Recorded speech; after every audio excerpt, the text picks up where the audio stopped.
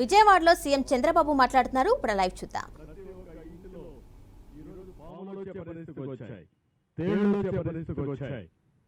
అంటే పై బిల్డింగ్ లో ఉండేవాళ్ళు కూడా ఈ పాములు తేళ్లు ఇవన్నీ చూస్తా ఉంటే బాధ భయం ఉంటుంది. ఈ విధంగా ప్రతి ఒక్క కుటుంబానికి ఒక బాధ ఉంది. మానవతా దృక్పథంతో మనం పనిచేయాల్సిన అవసరం ఉంది. అందుకే నేను చాలా క్లియర్ గా చెప్తున్నా, నేను IVRS కండక్ట్ చేస్తున్నా. ఇంకా కొన్ని ప్రాంతాల్లో ఫుడ్ రీచ్ కాదని వస్తా ఉంది. ఆ IVRS మెసేజెస్ ని మళ్ళీ తిరిగి ఆఫీసర్లు పంపిస్తున్నా. ఏ నెంబర్ నుంచి వచ్చిందో ఆ నెంబర్ కూడా పంపిస్తున్నా. నేను అందుకనే ప్రజలందరికీ అప్పీల్ చేస్తున్నా, నేను పంపించే IVRS మీకోసం పంపిస్తున్నా. మీరు ప్రాపర్ గా సమాధానం చెప్పండి. ఇమీడియట్ గా మా ఆఫీసర్ని మీ ఇంటికి పంపించే బాధ్యత, మీకు టచ్లోకి వచ్చే బాధ్యత తీసుకుంటా. అదే సమయంలో ఏమాత్రం అవాస్తవాలు చెప్పొద్దండి, వాస్తవాలు చెప్పండి. ఇలాంటి ఒక విపత్కరమైన పరిస్థితిలో ఉండే మనందరం ఆలోచించాల్సింది, ఎప్పటికప్పుడు మీరు సమాచారం నాకు ఇవ్వగలిగితే ఆ సమాచారాన్ని బేస్ చేసుకుని ఇమ్మీడియట్ గా యాక్షన్ తీసుకుంటా. ఇంకా ఎక్కడికక్కడ నేను సర్ప్రైజ్ ఇన్స్పెక్షన్స్ కూడా వెళ్తున్నాను. నేను అందరూ చెప్తున్నాను, ఇంతవరకు 2 రోజులు చెప్పాం. ఇప్పుడు ఎవ్వరు సరిగా పని చేయలేదు అని కన్ఫర్మేషన్కి వస్తే యాక్షన్స్ తప్ప ఇంకేముండవు. అది యాక్షన్స్ కూడా డ్రాస్టిక్ గా ఉంటాయి. దయచేసి అర్థం చేసుకోండి. రైజ్ టు ది అకేషన్, మానవతా దృక్పథంతో పనిచేయండి. ప్రతి ఒక్కరిని ఆదుకునే బాధ్యత తీసుకుందాం. మళ్ళీ ప్రభుత్వ ఇమేజ్ పెంచుకుందాం.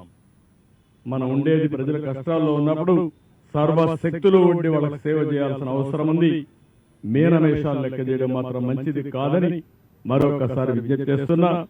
రాత్రి ఎవ్రీడే రాత్రి 9 గంటలకు నేను రివ్యూ చేసుకుంటున్నాను.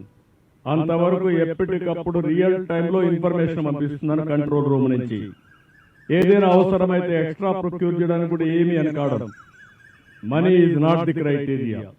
ఎట్టి పరిస్థితిలో ఇబ్బందులు లేకుండా వీళ్ళని చేయడం మా బాధ్యత. అది చేస్తాం. ఇది అవుతానే శానిటేషన్ మీద ఉంటాం. అదేమో రీహాబిలిటేషన్ చేయాలి. ఈ 2-3 రోజుల్లో ఇవన్నీ కంప్లీట్ చేస్తాం. ప్రజలు కూడా కోరుతున్నా, సంయమనం పాటించండి. ఒక అర్ధ గంట ఆలస్యం అవుతుందని ఆవేశంగా వస్తే అది 4 గంటలు కావచ్చు, 5 గంటలు కావచ్చు, మొత్తం వ్యవస్థ కొలాప్స్ అయితే కయాస్ వచ్చే పరిస్థితి వస్తుంది. ఈ విషయం కూడా మీరు అర్థం చేసుకోమని కోరుతున్నా. రాష్ట్రంలో ఉండే ప్రతి ఒక్కరికి విజ్ఞప్తి చేస్తున్నా, ఒక వ్యక్తులుగా సమాజంలో బాధ్యత కలిగిన మనం సమాజంలో ఎవరికైనా ఇబ్బంది వస్తే అండగా నిలబడవలసిన బాధ్యత మీ మీద ఉంది. మీరు కూడా ముందుకు రండి, సహకరించండి. ఏ విధంగా సహకరిస్తారో మీకే వదిలిపెడుతున్నా. ఫైనాన్షియల్గా ఇస్తారా, లేదంటే వచ్చి సేవ చేస్తారా? ఇక్కడ విజయవాడలో ఉండే, ఇక్కడ కానీ చుట్టుపక్కల ఉండే ప్రతి ఒక్క వ్యక్తిని కోరుతున్నా, ఇది మనందరి బాధ్యత. సాటి మనిషి ఇబ్బందుల్లో ఉన్నప్పుడు మీరు చేయాల్సిన పని, మీరు వంట చేసి తీసేపోయి ఒకసారి క్యారియర్ తీసి పెడతారా, లేకపోతే పరామర్శిస్తారా, వాళ్ళని లేకుంటే నిత్యావసర వస్తువులు ఇస్తారా, లేకుంటే వాళ్ళకి ఏదైనా కష్టాల్లో ఉంటే ఆదుకుంటారా? ఒక కుటుంబాలను, ఒక 5 కుటుంబాలను మీ శక్తి మేరకు మీరు చేయగలిగితే అది మనలో ఉండే మానవత్వాన్ని నిరూపించుకున్నట్టు అవుతుంది. ప్రభుత్వం చేస్తాం, కానీ ప్రతి ఒక్కరూ గుర్తుపెట్టుకోవాల్సింది, సమాజం బాగుంటే మనం కూడా ఉంటాం. అలాంటి స్ఫూర్తికి మీరు నాంది పలకాల్సిందిగా ఈ విజయవాడలో ఉండే వీళ్ళు కూడా కోరుతున్నాను. మేము చేయాల్సిన పనులను చేస్తాం. ఇక్కడుండే మీడియాను కూడా కోరుతున్నా, చెత్త రాజకీయాలు వద్దు. ప్రజలు ఇబ్బందుల్లో ఉన్నప్పుడు ప్రజాహితం కోసం పనిచేయండి. అలాంటి ఇష్టానుసారంగా రాసే వార్తలను పట్టించుకొని పాజిటివ్ వార్తలు ఉంటే ఇవ్వండి. నేను లాస్ట్ మైలో రీచ్ అయ్యి ప్రతి ఒక్కరికి న్యాయం చేసే బాధ్యత తీసుకుంటాం. Thank you. ఏమైనా క్వశ్చన్ చూడండి, చెప్పండి. ఆల్ మెడిసిన్స్ అన్ని పెట్టాం, ఒక ప్యాకెట్ పంపించాం. హెల్త్ అని ఎప్పటికప్పుడు అలర్ట్ చేస్తున్నాం. రాష్ట్రంలో ఉండే ట్యాంకర్లను తెప్పిస్తున్నాం. క్లీన్ అయిన ఏరియా అంతా కూడా క్లీనప్ చేస్తున్నాం.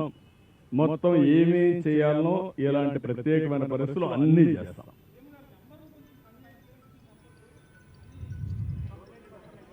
ఓకే, ఆ 2 నెంబర్లు ఇచ్చాను. ఒకవేళ అవసరమైతే ఇంకొక నెంబర్ కూడా ఇస్తాను. నేను వేరే కంట్రోల్ రూమ్ పెడతాం. మొత్తం వ్యవస్థ పెరాలసిస్ వచ్చింది.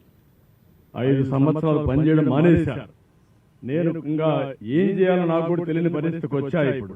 అందుకే ఇప్పుడు ఒక ఆఫీసర్ సస్పెండ్ చేశారు. జక్కంపూడిలో ఒక ఆఫీసర్ సరిగా తీసుకపోతే మార్నింగ్ అప్పుడే సస్పెన్షన్ అయ్యింది. ఎక్స్ప్లెనేషన్ కాల్ ఫార్ చేశాను. ఇంకెవరు నేను ఉపేక్షించను.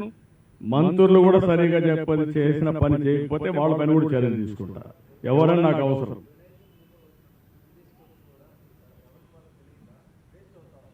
అంటే నేనేమంటానంటే మనకుండే రిసోర్స్ అన్ని సద్వినియోగం చేసుకోవాలి.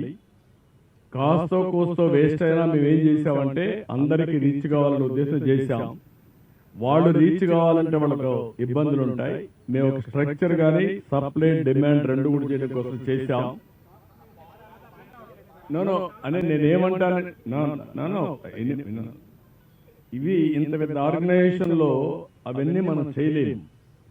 మేము మనుషుల యొక్క మీకు పేపర్కి ఇస్తాం, పలాని వ్యక్తి పలాని ప్రాంతంలో మా సచివాలయం ఇన్ఛార్జ్ సీనియర్ ఆఫీసర్ ఒక అతను ఉంటాడు. సచివాలయం సిబ్బంది అంతా తీసుకున్నాం. అక్కడే వాలంటీర్స్ కూడా డబ్బులు పే చేస్తున్నాం. వాళ్ళు కూడా ఉపయోగించుకోమన్నాం. వీళ్ళందరినీ ఉపయోగించి అవసరమైతే ఒక 5-10 మంది బయట నుంచి తెచ్చుకోమన్నాం. వీళ్ళందరినీ పెట్టుకొని ప్రతి ఒక్కరికి ఇమ్మన్నాం.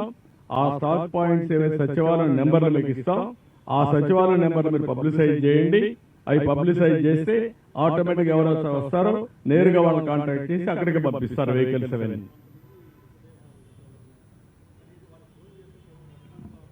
అదే నేను అనేది మానవతా దృక్పథంతో ఆలోచించమంటున్నాను. మన కుటుంబ సభ్యుడు ఒకడు చనిపోతే ఏ విధంగా ఫీల్ అవుతామో ఆ విధంగా అధికార యంత్రాంగం ఫీల్ కావాల్సిన అవసరం ఉంది. అధికార యంత్రాంగమే కాదు, సమాజం కూడా. సమాజంలో హితం అనేది మనం చనిపోతే ఎవరు తీస్తాడు రేపు? ఆ ఆలోచన ప్రతి ఒక్కరికి రావాల్సిన అవసరం ఉంది. అందుకే చెప్తున్నా, చాలా గట్టిగా చెప్తున్నా. 1-2 కాదు, నేను చాలా చూశాను ఇవన్నీ. అవి చూసిన తర్వాత నాకు చాలా బాధ కలిగింది. ఆ బాధే ఇక్కడ రిఫ్లెక్ట్ చేస్తున్నా. చాలా స్టబర్న్ గా ఉంటాను. దృఢ సంకల్పంతో మనస్సును కూడా స్థిమితం చేసుకొని చెప్తున్నాను. Now everybody has to act. No excuses. I'm very clear on that.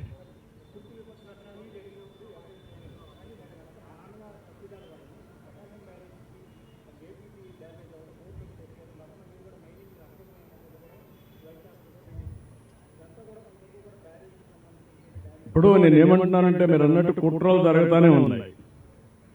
ఇంత వర్షం పడితే ప్రజలు ఇంత ఇబ్బందుల్లో ఉంటే గుడ్ల వల్ల ఇష్యూ ఏం చేస్తారండి? బుద్ధి జ్ఞానం ఉందా మీకు? రాజకీయం ముసుగులో నేరస్తులు కాకపోతే ఏంటిది? అంటే మా అటెన్షన్ డైవర్ట్ చేసి ప్రజలకు ఇబ్బంది పెట్టాలని మీ ఆలోచన. ఇప్పుడు కూడా మీరు అన్నారు ఆ బోర్డ్స్ వచ్చాయి. ఎక్కడి నుంచి వచ్చే కూడా ఇన్వెస్టిగేషన్ చేస్తాం. ఎందుకు వచ్చే కూడా ఇన్వెస్టిగేషన్ చేస్తాం. అందులో కూడా ఎవరైనా ఉంటే మీరు అన్నట్టు ఆ బోట్లు వచ్చినప్పుడు కరెక్ట్ గా అది కొట్టుకున్న ప్లేస్ చూశాను నేను. ఆ ఇది కూడా బెండ్ అయింది, వంగిపోయింది. పిల్లర్ కాదు, పిల్లర్ మధ్యలో ఉండే జాయింట్ వెయిట్ వెయిట్ వెయిట్ అది వెయిట్ అంటారా? అది కంట్రోల్ అన్నమాట. 2 పిల్లర్స్ మధ్యలో గేట్ ని కంట్రోల్ చేయడం కోసం పెట్టినటువంటి ఆ గేట్ అక్కడ ఉంటుంది. ఆ దాని సపోర్టింగ్ ఒక కాలం దాన్ని కొట్టుకుంది. అది బెండ్ అయిపోయి ఇరిగిపోయే పరిస్థితి వచ్చింది. అంటే ఏంటిది? ఎప్పుడు చరిత్రలో జరగల ఇలాంటివన్నీ జరుగుతున్నాయి. ఇప్పుడు అనుమానం రాని వారికి కూడా అనుమానం వచ్చే పరిస్థితి. ఎందుకు బాబాయిని చంపి నెక్స్ట్ డే నారాసురు రక్త చరిత్ర రాయగలిగిన వాళ్ళు ఇంక అనుమానం ఎందుకు రాదండి? Now I'm forced to suspect. ప్రతి ఒక్క ఈవెంట్ చూడండి, పాయిజన్ హాస్టల్స్ లో ఏంటివన్నీ 1-4 సార్లు చెప్తున్నాను.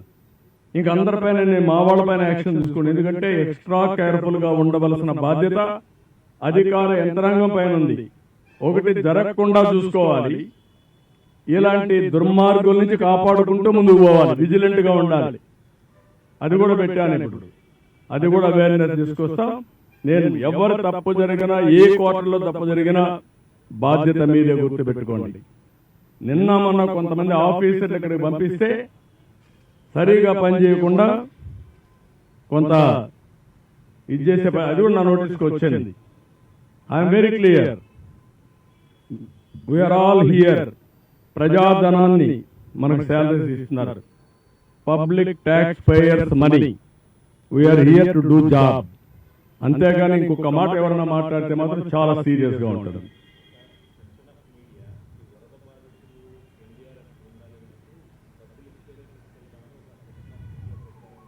నేను అందుకే ఒకటే మాట చెప్తున్నా, కొంతమందికి ఇంకా ఉంది. మీరు కూడా సమాజంలో భాగం. సమాజంలో మీరు కూడా ఇలాంటి తప్పుడు సంకేతాలు ఇచ్చి మీ పరువు పోగొట్టుకోవద్దండి. కమాన్ మెయిన్ స్ట్రీమ్. మెయిన్ స్ట్రీమ్కి రమ్మని కోరుతున్నా. ప్రజాహితం కోసం పనిచేయమని కోరుతున్నా. చేయకపోతే వాళ్లే ఏ విధంగా ఎలిమినేట్ చేయాలో వాళ్లే ప్రజలే ఎలిమినేట్ చేసుకునే పరిస్థితి వస్తుంది. అన్నింటికంటే ముఖ్యంగా ప్రజలు ఆలోచించాలి. ఏంటంటే నిన్న వచ్చి 5 నిమిషాలు వచ్చి షో చేసి ఒక్క వ్యక్తికి ఒక పాకెట్ భోజనం ఇచ్చారండి, ఒక వ్యక్తిని పరామర్శించారండి, ఒక వ్యక్తిని సపోర్ట్ చేశారండి. ఆ పేపర్ ఉంది, రాయొచ్చు కదా పాజిటివ్గా. ఏంటి ఇవన్నీ? వికృతమైన చేష్టలు, పనికిరాని చేష్టలు. ఎవరు చేయరు ఇవన్నీ. అందుకే నేను చెప్పాను ఎస్కోబార్ అని. ఇదే మరి చేసావు, ఏది చేసింది ఇదే మరిగా.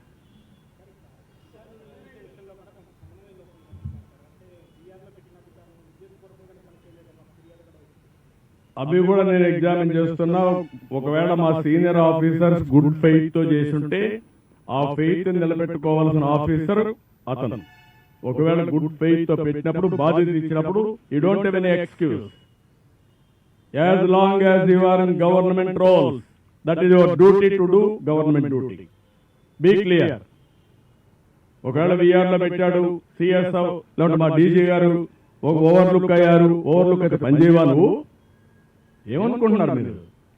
జీతం తీసుకోవడంలా? జీతం తీసుకున్నప్పుడు నీకు బాధ్యత లేదు. సమాజంలో కూడా బాధ్యత ఉంటుంది, గుర్తుపెట్టుకోవడం లేదు. మీకు కూడా బాధ్యత ఉంది. అందుకే అడిగాను. మీకు మేము ఇవ్వకపోవచ్చు జీతం, ప్రజలు ఇస్తున్నారు. అందరూ ప్రజలుంటేనే మనం అందరం ఉంటాం. ప్రజలు ఇబ్బందుల్లో ఉన్నప్పుడు మీనమేషాలు లెక్కేయడం, వాళ్ళకి నష్టం వచ్చే పనులు చేయడం, అది క్షమించరాని నేరం. ఐఎమ్ వెరీ క్లియర్ అన్న. నేను కూడా ప్రజలకు ఎప్పటికప్పుడు కమ్యూనికేట్ చేస్తా. నేను వాళ్ళు ఏ నిర్ణయం చేసి దానికి ముందుకు పోతాను. Thank you.